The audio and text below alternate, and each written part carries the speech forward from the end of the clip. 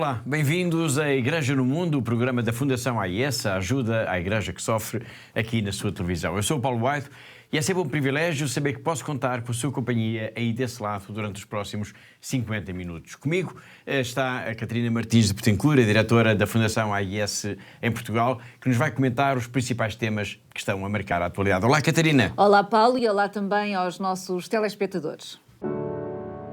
فأنا كمسيحي ممكن أكون عدو لهم بالنسبة لهم بنظرتهم هن. يعني صارت بالرقة كثير ناس انمسكوا وانذبحوا عنا بالرقة لهالسبب هذا.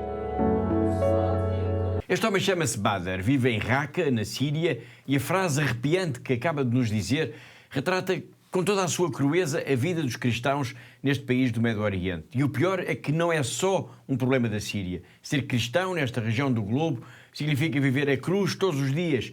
A cruz da perseguição, a cruz da violência, a cruz do terrorismo, a cruz da pobreza. Nestas terras bíblicas, 2025 anos depois do nascimento de Jesus, ser cristão significa também ter coragem. E é para ajudar estas comunidades corajosas que continuam a viver no Médio Oriente, na Síria, no Egito, no Iraque ou no Líbano, assim como em tantas outras zonas do globo, que a Fundação AIS lançou nesta quaresma uma grande campanha de solidariedade. Campanha que vai ser um dos temas para debater no programa de hoje, que está a começar agora.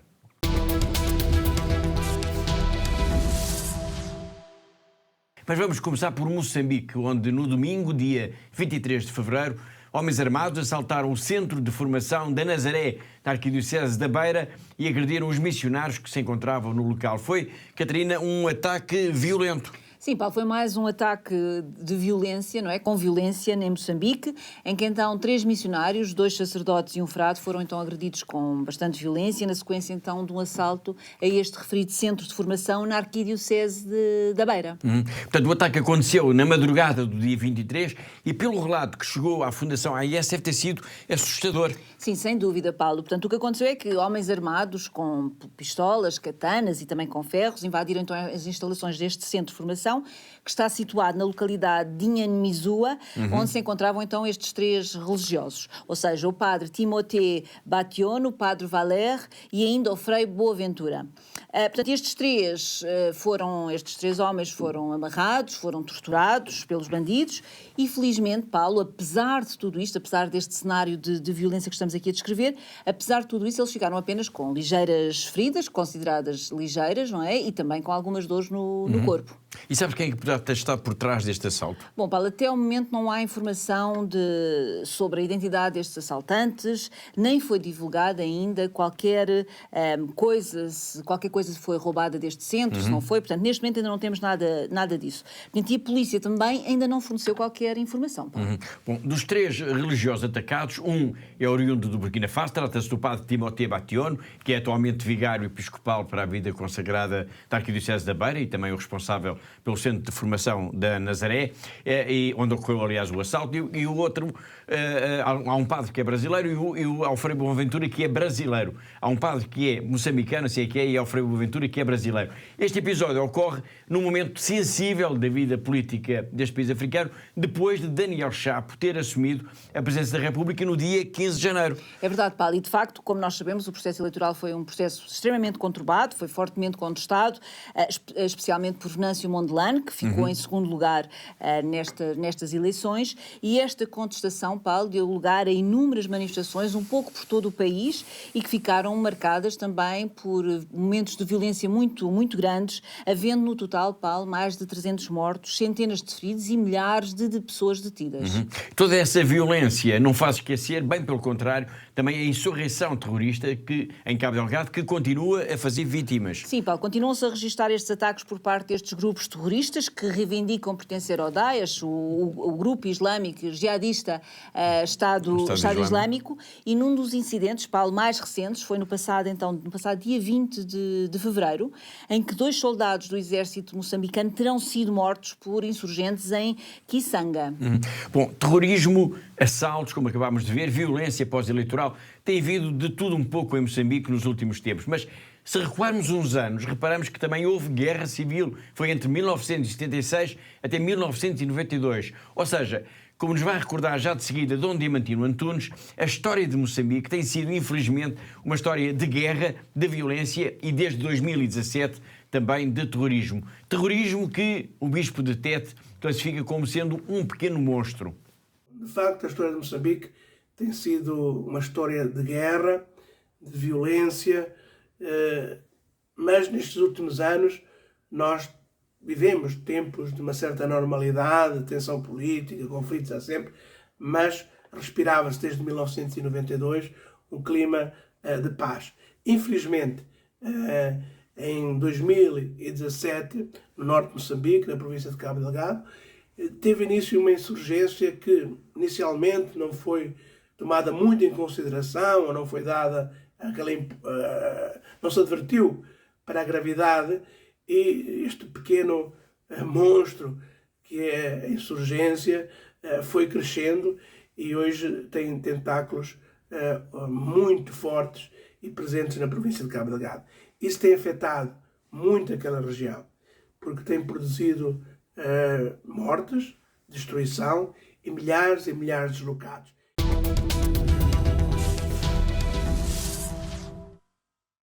E de Moçambique, do terrorismo e da violência também contra elementos da Igreja, vamos passar agora para a França, isto para dar conta de que já terminou o julgamento do terrorista responsável pelo ataque à Basílica de Nice em outubro de 2020 e que o Tribunal o condenou a prisão perpétua, que é a sentença, Catarina, que é a sentença mais grave que a Justiça pode aplicar em França. Exatamente, Paulo. E este Tribunal não teve quaisquer dúvidas em aplicar, então, em condenar à prisão perpétua Brahim Aouissaoui, que é o autor deste ataque terrorista, então, à Basílica de Nice, em França, no dia 29 de outubro de 2020, em que, na altura, assassinou 3 pessoas, 2 mulheres e um homem, que era o sacristão da Igreja.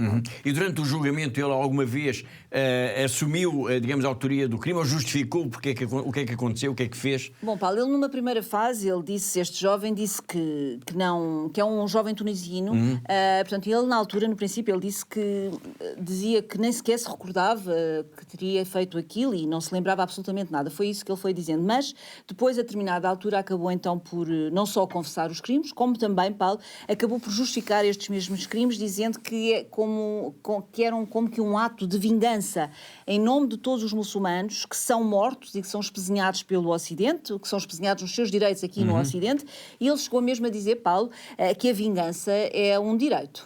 Um direito que, neste caso, representou o assassinato cruel em plena Basílica de Nice de 3 cristãos, 2 mulheres, uma francesa e uma brasileira, e um homem, também francês, sacristão da Igreja, e que no dia seguinte iria celebrar 55 anos de idade. Bom, este julgamento trouxe também para a ordem do dia a questão da violência contra os cristãos na Europa. Isto numa altura em que se registra um aumento de casos de ódio antirreligioso, como os nossos colegas do Rome Report se vão conferir já de seguida, após terem analisado o relatório do Observatório sobre a intolerância e discriminação contra os cristãos na Europa em 2024.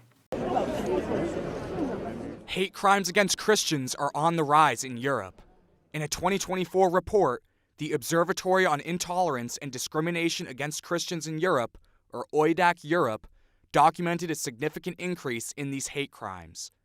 The hate crimes more than tripled from 2022 to 2023 across 35 different European countries.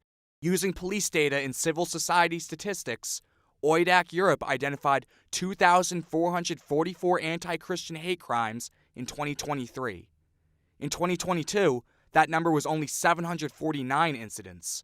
The countries with the most hate crimes included France, the United Kingdom, Germany, Poland, Italy, Spain, and Austria.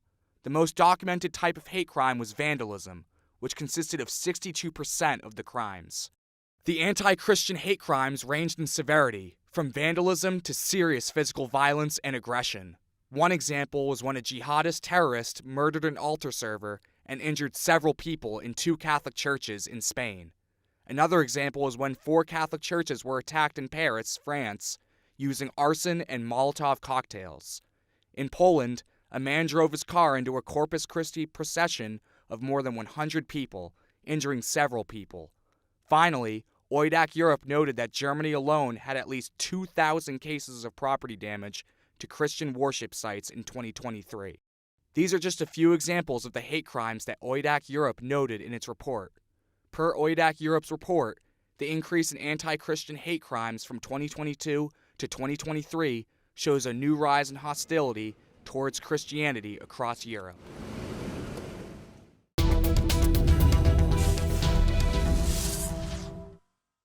E de França, dos atos de vandalismo e de violência contra os cristãos na Europa, vamos agora até a República Democrática do Congo, onde ocorreu o massacre de pelo menos 70 pessoas, na sua maioria mulheres, crianças e idosos, cujos corpos foram encontrados numa igreja protestante na região do Kivu Norte. Nós falámos disto aqui na semana passada e hoje retomamos esta notícia porque, entretanto, houve alguns desenvolvimentos. Sabe-se já quem cometeu este horrível crime e também os pormenores do que aconteceu na aldeia de Maiba. E vamos começar precisamente por aqui. Perante as novas informações que foram obtidas pela Fundação AIS, Catarina, o que é que então aconteceu nesta aldeia? Bom, Paulo, o que nós sabemos hoje, e que sabemos porque nos foi transmitido por um sacerdote que está na região e que por motivos de segurança não podemos identificá-lo, como é óbvio, e que aconteceu de facto este crime, este assassinato destas cerca de 70 pessoas, que ocorreu entre os dias 12 e 15 de fevereiro, na aldeia de Maiba, que fica perto então de Lubero, na província do Kivu Norte.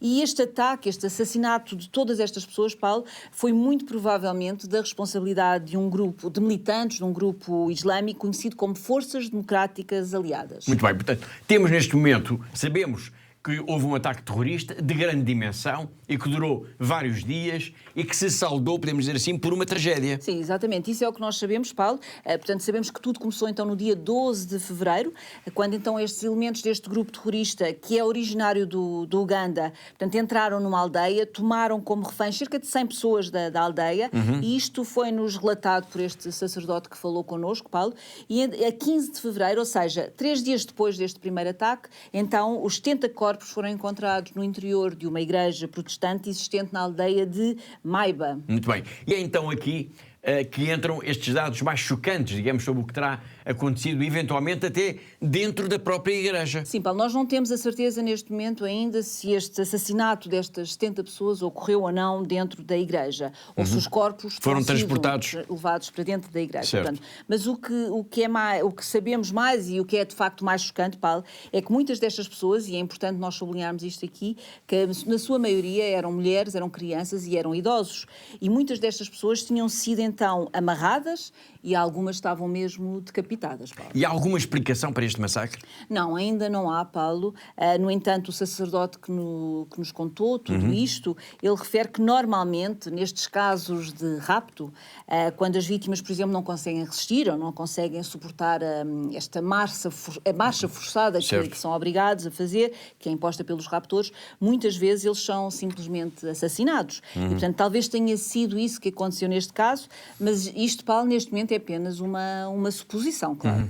Bom, o crime de Maiba deixou também consternado o padre Marcelo Oliveira, um comboniano que está presente neste país há vários anos, portanto, presente na República Democrática do Congo, e que ao telefone nos descreveu sucintamente o que tinha acontecido, dizendo ainda que tudo isto deixa, obviamente, a comunidade cristã muito preocupada. Vamos recuperar agora as suas palavras. E o último conflito do qual temos informação é do massacre de mais de 70 pessoas que foram encontradas mortas dentro de uma igreja protestante no território de Lubero. Retidos como reféns durante alguns dias, acabaram por ser massacrados numa aldeia de Maiba, sempre no território de Lubero.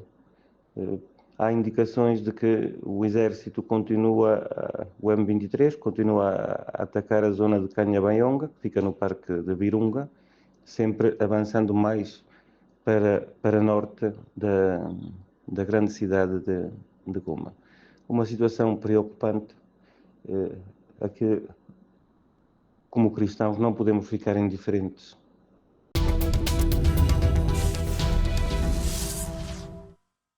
E da notícia deste crime na República Democrática do Congo, vamos agora até ao Burkina Faso, país de África que está a ser palco também de uma onda de violência, de uma enorme onda de violência jihadista. Ainda há 2 semanas nós falámos aqui do assassinato de 2 catequistas e, entretanto, soube-se, Catarina, pelo menos de mais um caso. Sim, Paulo, pelo menos mais um caso, desta vez até envolve um sacerdote que é nosso parceiro de projetos da Fundação AIS neste país. Portanto, o que aconteceu é que houve então um ataque em várias aldeias. Uma delas é a aldeia natal do padre Jean-Pierre Keita, que é o tal sacerdote que é o nosso parceiro de projetos neste país. E neste ataque foram mortas diversas pessoas, Paulo. Entre as vítimas estão o pai e outros familiares deste sacerdote que é o nosso parceiro de projetos da AIS no Burkina Faso. Sim. E podemos dizer, de alguma forma, que este ataque que estamos a falar foi dirigido contra a comunidade cristã? Neste caso, Paulo, não podemos dizer exatamente isso. Isto porque o que sabemos é que mais de 200 de terroristas invadiram, então, atacaram várias aldeias, as aldeias de Toma, Quelé e Lanfiera, no dia 25 de janeiro. E sabemos que pelo menos 26 pessoas foram assassinadas. Entre estas pessoas, claro, há algumas que são, de facto, cristãs. Ou seja, o que nós podemos deduzir disto é que não é propriamente, ou não foi propriamente um ataque contra a comunidade cristã deste país, mas sim contra a população destas aldeias. Portanto, os atacantes incendiaram também um grande número de casas nestas aldeias, o que levou também a uma fuga de várias da população para as matas. Obrigado, Catarina. Nós já falámos aqui muitas vezes do Burkina Faso, mas nunca é demais lembrar que este é um país de África que se encontra, de facto, em grande parte, refém da violência dos vários grupos terroristas que, capturando aldeias e vilas e até cidades, arrastam essas populações praticamente para a miséria. Podemos dizer que há milhões de pessoas que fugiram e que vivem agora em lugares onde, às vezes, falta quase tudo. E mesmo nos arredores das grandes cidades. É o caso de Ouagadougou, que é a capital do Burkina Faso. Numa das suas periferias existe uma paróquia onde vivem já muitas pessoas, mas onde não há sequer ainda igreja, nem casa paroquial, nem sala para catequese, não há nada. Mas as missas, obviamente ao ar livre, e sempre de madrugada por causa do calor, estão sempre, mas sempre cheias de fiéis.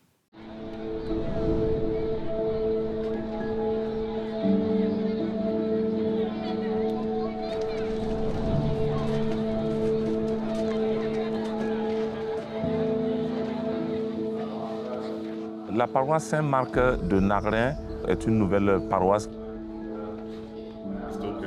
Nous avons autour de 25 000 chrétiens. Nous n'avons ni une église, ni un presbytère, ni une salle de catéchèse, des salles d'œuvre, ni une grotte. Nous prions à l'air libre. La première messe chez nous commence à 5h30. On n'arrive pas à faire la messe sous ce soleil-là. Voilà le Seigneur qui nous appelle tous. Le peuple est bougé pour entrer dans d'autres villes, pour chercher vraiment asile. Avec la situation sécuritaire, le terrorisme qui est arrivé,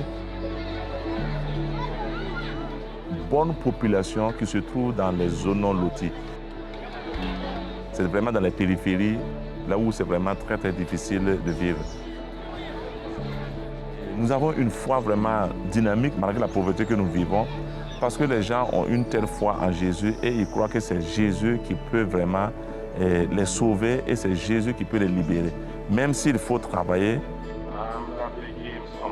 Donc je lance vraiment cet appel à tous ceux qui pourraient nous soutenir, nous venir en aide d'une manière ou d'une autre, et pour que nous puissions avoir un lieu là où nous pourrons vraiment prier, nous pourrons rencontrer le Seigneur, où nous allons pouvoir faire famille, nous allons pouvoir faire communauté. Nous sommes une grande famille, l'Église est catholique, elle est universelle. Tous ceux qui peuvent vraiment nous donner un coup de main, vous êtes les bienvenus. Que Dieu vous bénisse, on vous attend.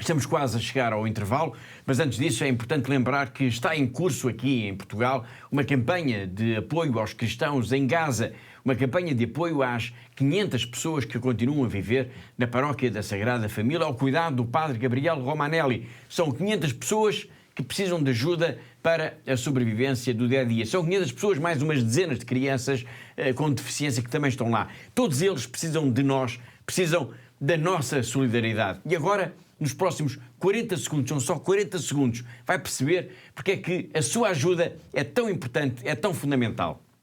No meio da destruição, morte e sofrimento em Gaza, a Paróquia da Sagrada Família é o único lugar de esperança. Mais de 500 famílias estão ali abrigadas, tal como dezenas de crianças com deficiência. A situação é terrível e o padre Gabriel Romanelli, pároco de Gaza, pede a ajuda da Fundação AIS. Está nas nossas mãos a vida de todas estas pessoas. Por favor, ajude-nos a ajudar. Ligue-nos para o 217-544-000 ou visite-nos em fundacal-ais.pt.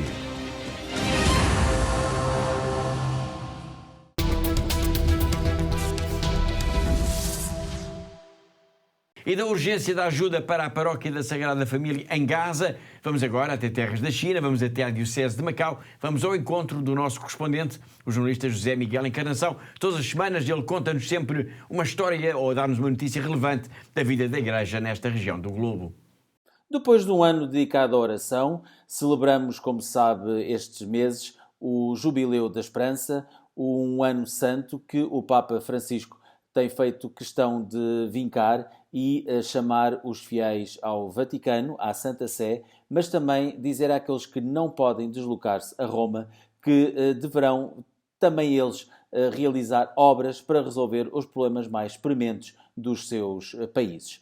Depois da abertura da Porta Santa pelo Papa Francisco, o segundo grande evento foi o Jubileu para o Mundo da Comunicação, que reuniu mais de 8.000 profissionais da comunicação social, dos mídia ou similares na Santa Sé. Depois deu-se então o Jubileu da Vida Consagrada e agora estão agendadas outras iniciativas, sendo que nos países, como dizíamos há pouco, também as conferências episcopais e outras entidades começaram a colocar então mãos à obra. Dizemos isto porque queremos salientar e enaltecer o facto da Conferência dos Bispos da Índia ter ainda há dias decidido tomar algumas medidas para que a pobreza que ainda se faz sentir naquele país seja minorizada ou minimizada, de modo a que as populações mais necessitadas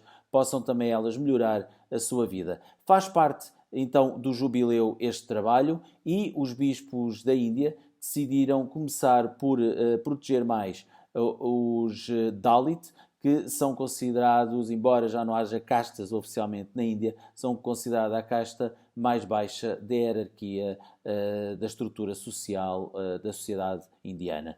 Estes são indianos que vivem em condições de miséria, que exercem as piores profissões, digamos assim, e que vivem com rendimentos muito, muito, muito baixos. Espera-se também que no mundo mais desenvolvido o mesmo aconteça, para que este jubileu chegue à casa de cada uma das pessoas.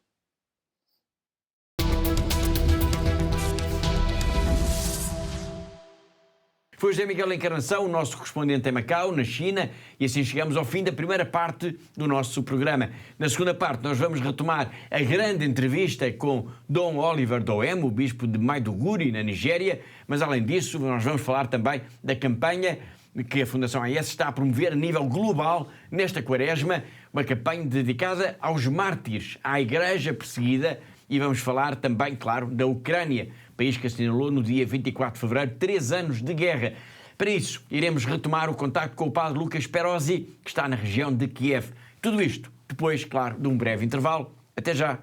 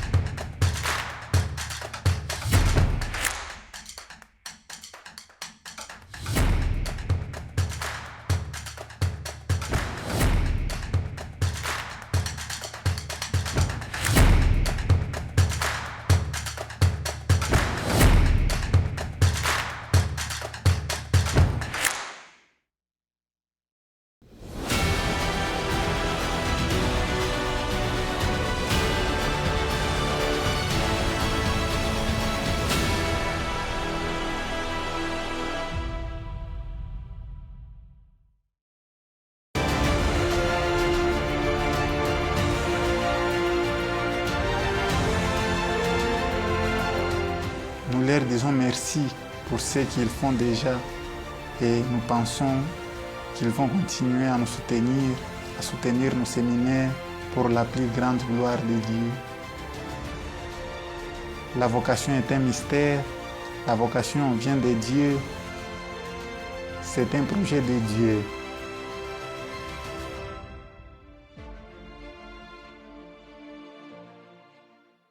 Thank you to all our benefactors. Continúen con esta linda misión de ayudando a la iglesia en lugares tan sufrientes.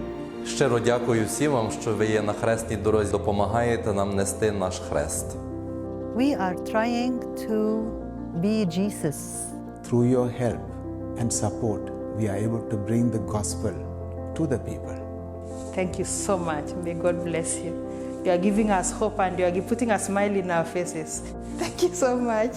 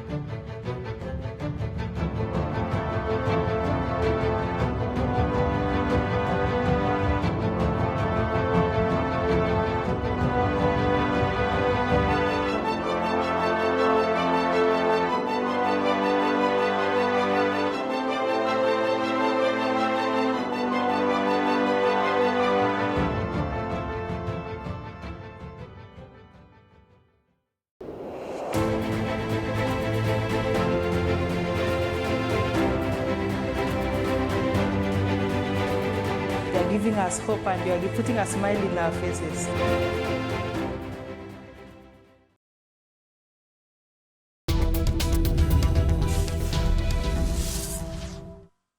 Em pleno século XXI existem pessoas comuns, pessoas como nós, mas que arriscam a vida pela sua fé. São autênticos heróis. Todos os dias, homens e mulheres e até crianças enfrentam violência, enfrentam o próprio medo para se manterem fiéis àquilo que é mais importante. Eles merecem o nosso maior respeito. A Fundação AIS existe para eles, para todos eles, para cada um deles.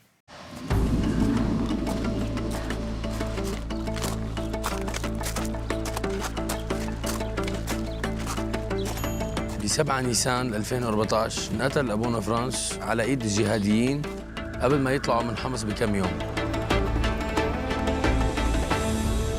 كان هو الراعي الحقيقي اللي ما تخلى عن رعيته.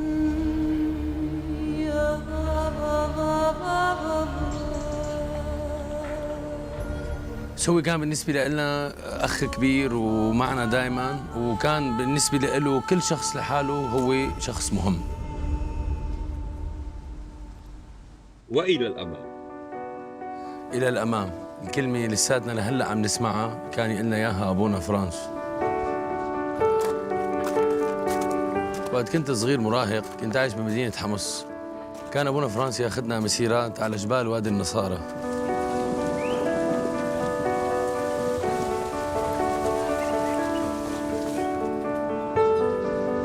علمني أبونا فرانس افرح بإيماني، وكان دايما يحمسنا لنكمل طريقنا لنعمل حياة أفضل لإلنا وللي حوالينا.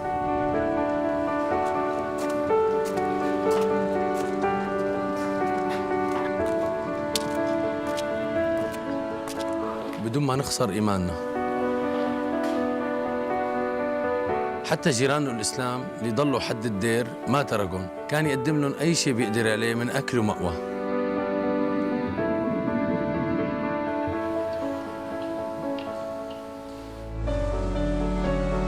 لما بلشت الأزمة بال2011 اجتني فرصة لسافر برات سوريا، وكنت رح سافر، بس أبونا فرانس ألهمني وضليت وصرت متطوع بخدمة إخواتي السوريين.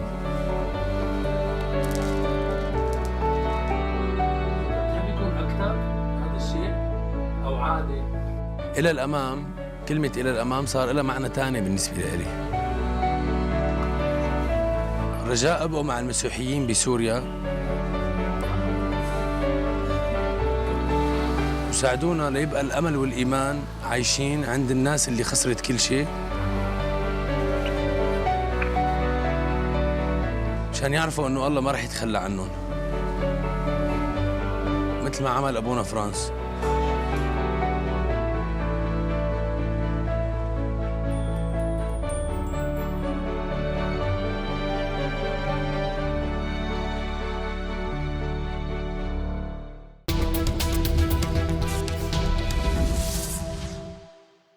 No início do programa nós escutámos um homem que vive na Síria e que nos disse uma frase arrepiante, que eu vou recordar.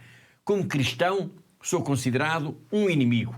Ou nos convertemos ao Islão ou somos chacinados. Este homem chama-se Bader, vive na cidade de Raqqa e esta frase retrata com toda a sua crueza a vida dos cristãos neste país do Médio Oriente. Por ali há sempre medo, há sempre algum risco, há sempre alguma ameaça no ar. Ser cristão na Síria significa, Catarina, viver a cruz da perseguição. Sem dúvida, Paulo. De facto, os cristãos da Síria enfrentam todos os dias esta cruz da perseguição, a cruz da violência, do terrorismo e até da pobreza. Portanto, não é fácil ser-se cristão hoje em dia, Paulo, nestas terras onde se deu a conversão de São Paulo. Exato. E a história, o testemunho deste homem que ouvimos, deste comerciante de Raqqa, é elucidativo sobre isso, de facto.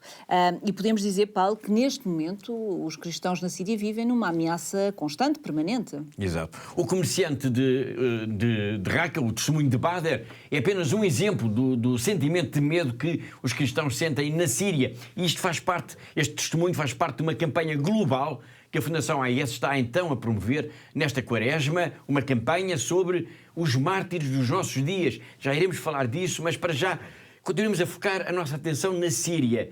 É que o medo de que nos fala o Sr. Bader nasceu, digamos assim, este medo ao longo da longa guerra civil que levou em dezembro do ano passado à fuga do líder do país, o Bashar al-Assad. Mas apesar disso, Catarina, os cristãos continuam inquietos. Sim, Paulo, na verdade eles continuam inquietos, não é? Os cristãos, porque a guerra civil na Síria, que durou mais de uma década, terá, em princípio, chegado ao fim então em dezembro, com a fuga em dezembro do ano passado, com a fuga então de Bashar al-Assad, e perante o avanço para Damasco das forças dos grupos rebeldes armados. Portanto, foi ao fim de uma ditadura de 24 anos, mas apesar de tudo isto, Paulo, muitos continuam inquietos, muitos continuam sem saber o que é que de facto, qual será a perspectiva da amanhã, qual será a perspectiva do seu futuro neste país. Isto levanta muitas questões, mas porquê? Se a ditadura acabou, não será de esperar agora um período, digamos assim, mais favorável para todos os habitantes da Síria? Sim, numa primeira análise, Paulo, toda a situação, sim, claro que sim, mas na verdade, neste momento, ninguém sabe se estes homens, que agora conquistaram então o poder da Síria, que estão em Damasco, no poder, e que foram todos eles formados como militantes jihadistas,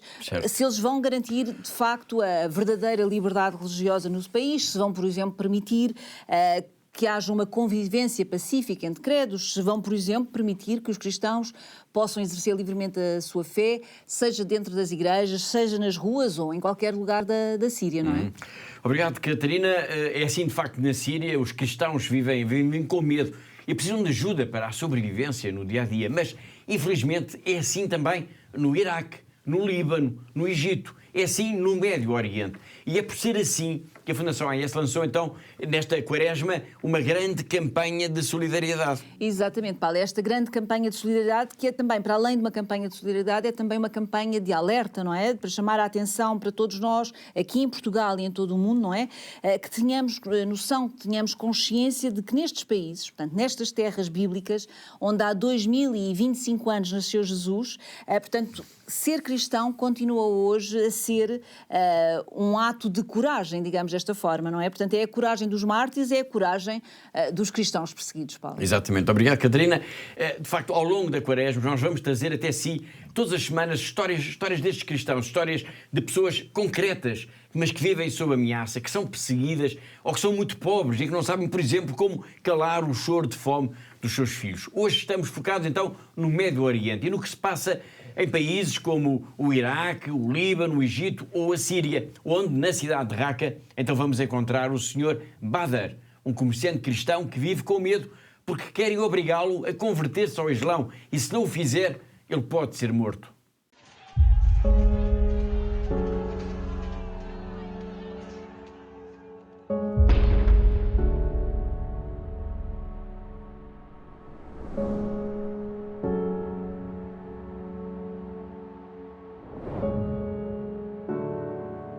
فأنا كمسيحي ممكن أكون عدو لهم بالنسبة لهم بنظرتهم هن. يعني صارت بالرقة كثير ناس انمسكوا واندبحوا عنا بالرقة لهالسبب هذا. يا تصير مسلم يا أما نذبحك.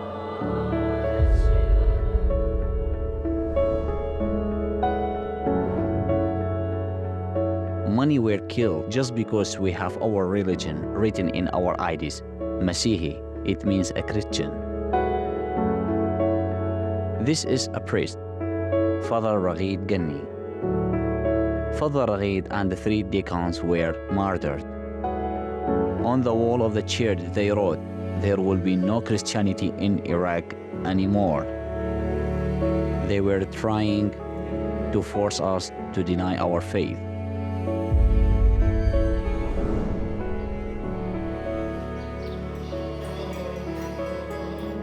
في الشارع بقى، يعني مثلا تحت الانتخابات وكده كنا واحنا ماشيين في الشارع نسمع كلام احنا هنقدمكم وهنربيكم وهنخليكم تقعدوا في البيت، هتلبسوا الحجاب.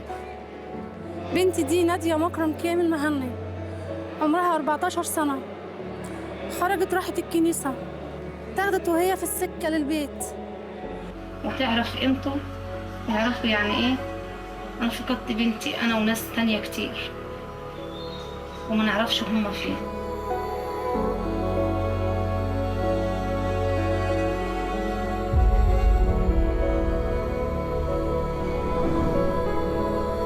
نحن ما عشنا حياتنا مزبوط، انظلمنا كتير، عشنا طفولتنا خوف ورعب وما نقدر يعني حريتنا معنا، وهلأ كمان هيدا الجيل عم بيعيش أكتر ما نحن عشنا. هلأ وضع المسيحية إنه منيح بس منه زيادة، بس الله يعني ويسوع معنا.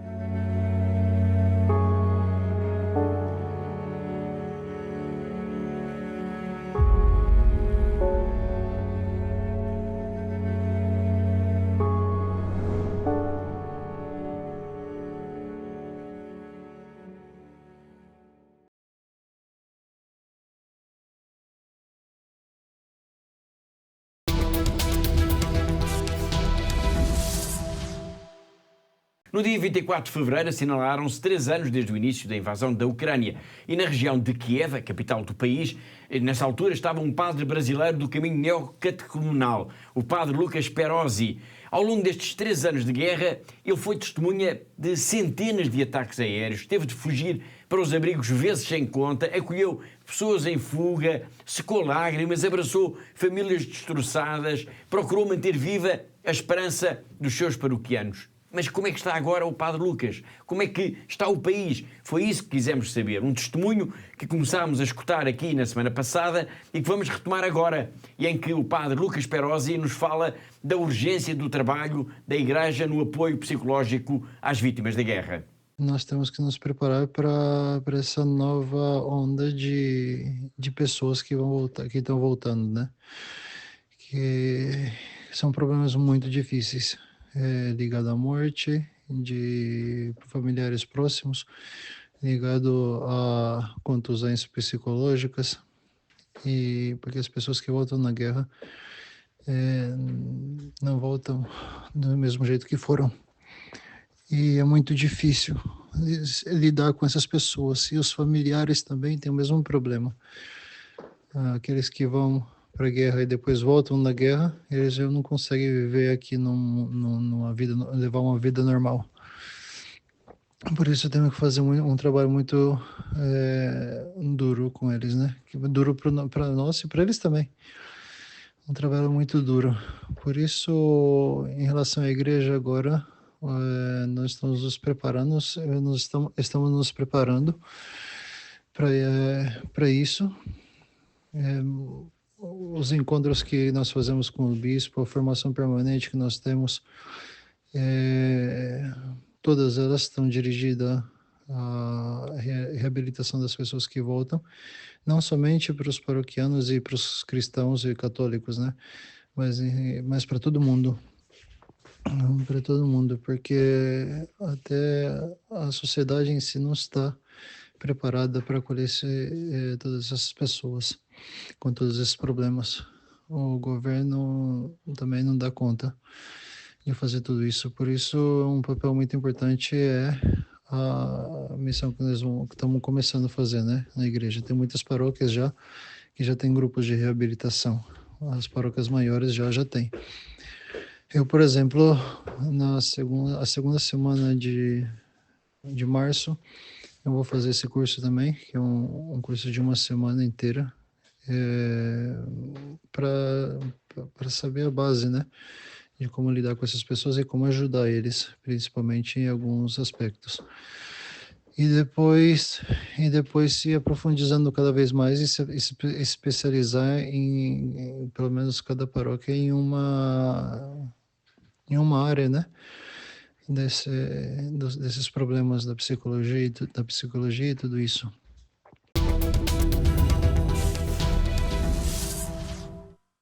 Foi o padre Lucas Perosi, que está a viver em Kiev, a capital ucraniana. Na próxima semana nós voltaremos ao seu encontro. Bom, mas ele referiu expressamente hoje os centros de reabilitação que a Igreja está a promover e também os cursos de preparação de sacerdotes e de religiosas para o apoio psicológico às vítimas da guerra. Importa aqui dizer que, ao longo destes 3 anos, a Fundação AES tem dado uma enorme ajuda à Igreja ucraniana, nomeadamente, Catarina, precisamente nestas áreas. Exatamente, Paulo. E só no ano passado, Paulo, a Fundação AES apoiou a criação de 4 destes centros de ajuda psicoespiritual, mas isso é apenas um pequeníssimo exemplo, Paulo, daquilo que nós já demos à Igreja da Ucrânia ao longo destes anos para o apoio às vítimas da guerra. Exatamente, um apoio, importa recordá-lo, que permitiu realizar 977 projetos. Os centros de ajuda psicoespiritual são apenas, como a Catarina acabou de referir, um exemplo disso. Claro, Paulo. E, portanto, como o Paulo disse, foram 977 projetos que permitiram então ajudar na sobrevivência do dia-a-dia à comunidade cristã, os padres, os seminaristas, as religiosas que estão na Ucrânia. Certo. Permitiu, por exemplo, também a realização de campos de férias para crianças e para jovens para aliviar este trauma que é viver num país em guerra. Portanto, todos os traumas são causados por viverem neste momento num país em guerra. E isto são, Paulo, isso volto a sublinhar uma vez mais, são apenas pequenos exemplos daquilo que nós fizemos. E outro exemplo ainda, para terminar, é a entrega de 60 viaturas para o trabalho, para a missão da Igreja neste país, Paulo. E 2 dessas viaturas foram muito especiais. É verdade, Paulo. 2 das viaturas que nós enviámos para a Ucrânia, elas foram transformadas em capelas móveis, permitindo desta forma que, mesmo no meio das ruínas, mesmo no meio das cidades, das vilas, foram das já aldeias devastadas destruídas, pela guerra, não é? Exato. Mesmo no meio disso tudo, existe estas capelas, porque já não há igrejas, como é óbvio, está tudo destruído. Claro. Portanto, neste momento há estas capelas móveis que vão passando e que vão permitindo aos cristãos continuarem a viver a sua fé, poderem rezar, poder celebrar a missa em conjunto com a comunidade. E isto, Paulo, é também muito, muito importante, claro. Sem dúvida, Catarina. Entretanto, para assinalar estes 3 anos de guerra e também para lembrar que a Ucrânia é também uma terra de mártires, a Fundação AES tem um livro, Os Novos Santos da Ucrânia, e 1/3 para oferecer aos nossos telespectadores. É verdade, Paulo, portanto é 1/3 e é um livro, um pequeno livro, que nos conta então as histórias de cerca de 30 mártires, homens e mulheres que nunca vacilaram perante o perigo, perante o medo, perante o sofrimento, não é? E nestes 3 anos de guerra, certamente, Paulo, estas histórias destes novos santos repetiram-se então por milhões de pessoas que também passaram por estes momentos de provação, de sofrimento ao longo destes anos. E por isso é uma oferta que nós temos para os nossos telespectadores, para os nossos amigos, para os nossos benfeitores, em que pedimos, portanto, para além do livro, oferecemos então este terço com este objetivo, Paulo, claro, de quem recebe poder então rezar o terço com estes santos da Ucrânia e rezarem pela paz na Ucrânia. Muito bem. Veja-se aqui claramente a questão. E quem quiser então receber o livro e o texto, o que é que tem de fazer? É muito fácil, Paulo. Basta entrar em contato connosco, ligar-nos ou através da internet, pedir-nos então este livro e este texto, que são inteiramente gratuitos. Precisamos saber a morada de quem nos está a ligar, como é óbvio, não é? Para entregar. E, portanto, é inteiramente gratuito. Só tenho aqui uma coisa a dizer, Paulo, é que esta é uma promoção, uma oferta destinada apenas a Portugal, claro. Muito bem. E chegamos então à grande entrevista em que procuramos escutar aqui no nosso programa figuras de relevo da Igreja, desta Igreja que sofre, que é perseguida, mas que tem, de facto, tantos mártires mesmo nos dias de hoje. Desde algumas semanas que o nosso convidado é Dom Oliver Duemo, bispo de Maiduguri, uma diocese no norte da Nigéria. E hoje ele fala-nos de dois aspectos muito significativos. Por um lado, o da conversão ao cristianismo de muitos muçulmanos, mesmo e apesar do risco que isso significa. E, por outro lado, também alerta-nos para as consequências do terrorismo também entre os não-cristãos. Sim, Paulo, desde que começaram então estes ataques terroristas, portanto já em 2009, milhares de cristãos foram mortos então pelo Boko Haram, por este grupo jihadista. Mas como o bispo nos explica, Paulo, o número de muçulmanos ou de não-cristãos que também sofreram as consequências e também foram apanhados por esta violência extrema deste grupo é ainda maior.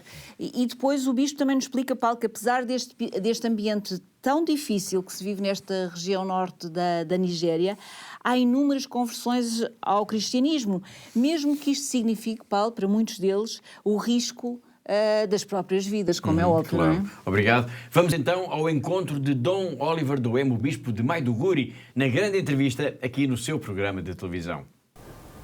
And I have a book of the conversion of some non-Christians into Christianity who became converted because Jesus appeared to them. Many of them became converted not because somebody spoke to them, but Jesus appeared to them. And since he appeared to them and proved to them that yes, his own way is definitely the way to truth, to life, and to salvation, they've decided to follow him. And you know, from other religions, especially Islam, if you convert to another religion, be ready for the consequences. Because there was severe persecution. And when somebody, despite that, would become a Christian, it means the person is ready for anything that can happen, including even shedding his blood for his own master. So that is what we are experiencing.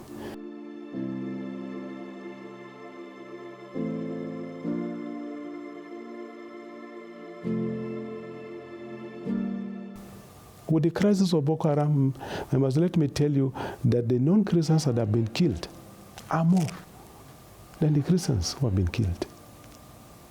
So the thing turned against them. So that is one thing with evil. When you are digging the hole of evil, you should be very careful, because eventually you may find yourself falling into it. And that is what we're experiencing in our own diocese. More destructions have been done among non-Christians than the Christians themselves. It's not our prayer that happens, but of course we are praying for the salvation of mankind. Almost every Mass in my diocese, I pray for Boko Haram. And again, one advantage with that is that when you forgive them, then that paves way for victory. It paves way for victory. A person that forgives is a very person that is on the path of victory. And that's exactly what is happening in our own case there in our diocese.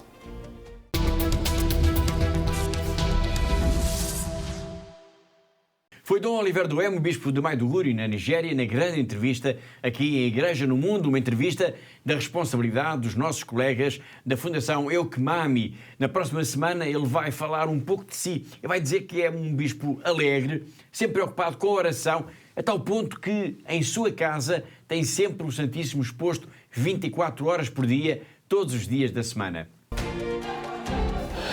Well, I thank God. As you can see, people say I'm a very joyful bishop, that I'm full of joy, and it's true. I carry out my duties joyfully. Of course, my major preoccupation is prayer. Prayer. Because that is the source of our strength.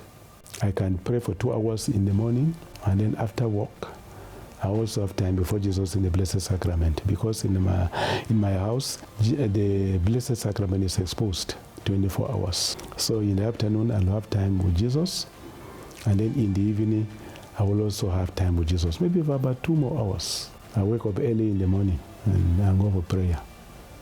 Then with the people, I ensure that I wear a smiling face so that encourages them.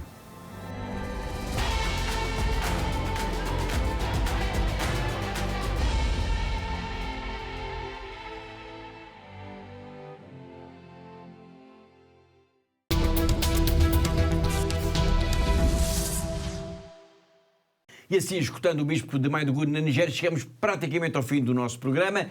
Mesmo na reta final, apenas 2 notas.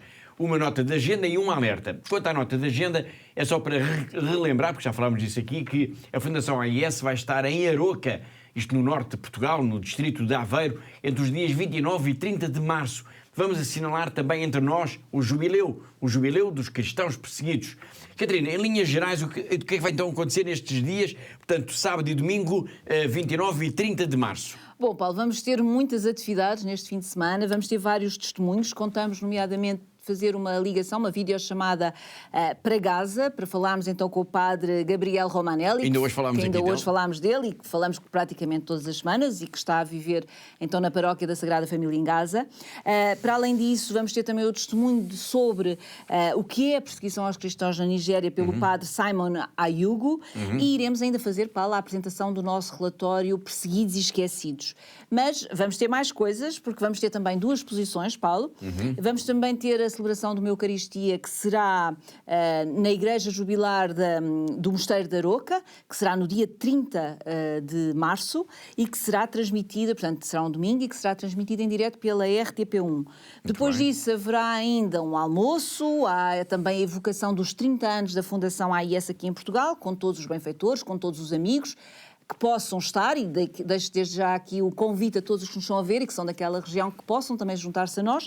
E depois, Paulo, depois deste fim de semana com tantas atividades, iremos terminar então no domingo à tarde com um grande concerto jubilar na Igreja do Mosteiro de Aroca. Excelente esse programa. Toda a informação sobre este fim de semana com a Fundação AIS em Aroca está, obviamente, na nossa página na internet. Entretanto, e agora é o alerta de que falei há pouco, eu recordo que já é tempo para começarmos todos, pelo menos, a juntar os papéis para preencher e entregar as nossas declarações de IRS. E este ano nós voltamos a lembrar que todos nós podemos ajudar a missão da Fundação AIS através da consignação de 1% do IRS. Este ano a consignação passa a ser de 1%, em vez dos habituais 0,5%. O que significa que, se todos colaborarmos, podemos ajudar ainda mais a causa dos cristãos perseguidos. Não custa nada, não custa rigorosamente nada, mas se colaborarmos todos podemos fazer uma grande diferença.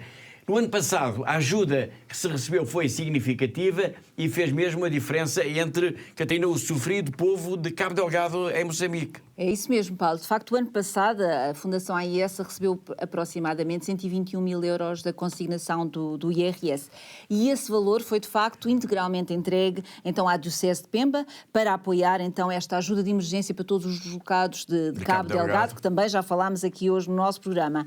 E aproveito, Paulo, aqui para deixar o meu agradecimento a todos os nossos telespectadores, a todos os nossos amigos e benfeitores que o ano passado colaboraram connosco e que nos permitiram, de facto, fazer este trabalho, esta ajuda concreta a estes deslocados de Cabo Delgado e, por isso, muito obrigada e espero poder contar novamente com esta generosidade dos nossos benfeitores e amigos aqui em Portugal para podermos fazer, de facto, a diferença na vida de muitos cristãos no mundo. Paulo. Exatamente.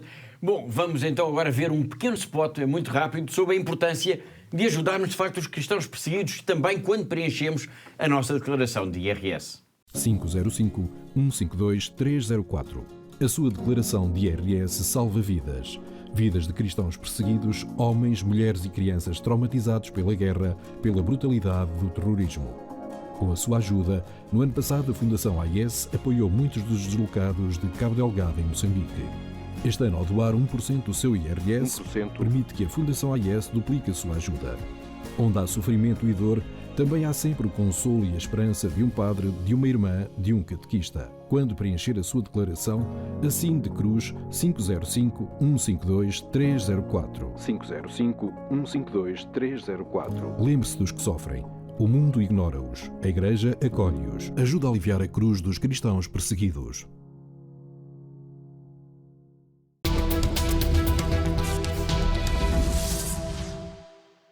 E assim, mobilizados para ajudar os cristãos perseguidos através, neste caso, da consignação de 1% do nosso IRS, chegamos ao fim do programa de hoje. Todas as semanas nós marcamos encontro aqui porque há uma igreja que precisa da nossa ajuda. Eu lembro que todas as notícias, tudo o que diz respeito à missão, ao trabalho, ao dia-a-dia da Fundação AIS está sempre disponível para leitura, para consulta na nossa página na internet. Resta-me agradecer a colaboração da Catarina Martins de Betancourt, diretora da AIS em Portugal, assim como de todos os que ajudaram a produzir, a editar e a levar até si este programa. Despeço-me com amizade. Até à próxima semana, se Deus quiser.